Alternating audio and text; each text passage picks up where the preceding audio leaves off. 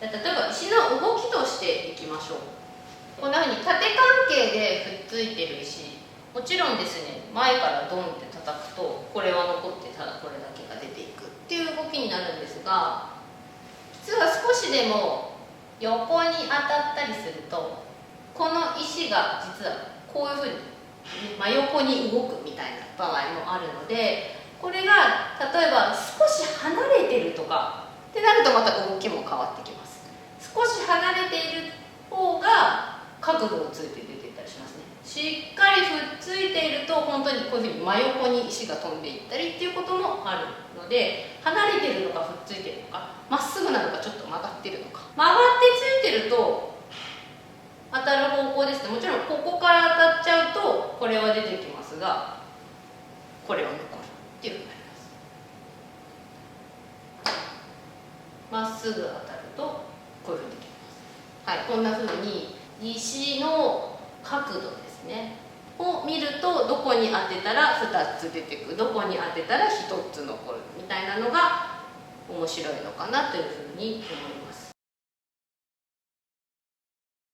じゃあこういうふうに平行に石がある場合は、これ2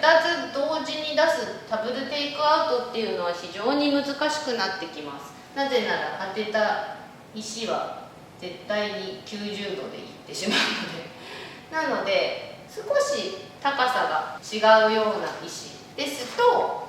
当てどころによってはしっかりともう一つの石に飛んでいく可能性があります。ただし非常に厚く当てなきゃいけないので、厚くなった分ですね、この動きっていうのがこちらに飛んでいく勢いが少なくなって、例えばこれができらないっていうような場合もあったりします。なのでこのね、少し角度がついてもダブルテイクアウトが可能だったりする場合があります。2点取りたい時はこういうふうにね、しっかり平行に置く。逆に例えばすごく角度をつけるとかっていうのも一つの考え方としてあります。これダブルテイクアウトするには結構薄く当てなきゃいけないので難しかったりしますね。この高さは違うんだけどものすごくこの角度がついているっていうのも難しいダブルテイクアウトです。これダブルテイクアウトするには実はここに当てなきゃいけないので、そしたら実はこっちの石出てきちゃいます。となると相手に何をさせたいかみたいなことによっては、なんかこういうふうにちょっと嫌なやらしい位置に置くっていう場合もあったりします。単に2点取るにしても、じゃあどこに置こうかみたいな、T ラインよりも後ろにあるんだったらもちろん T ラインより後ろで平行に保ちたい。結構端っこの方にあるパターンはより離してね2つ置きたいとか、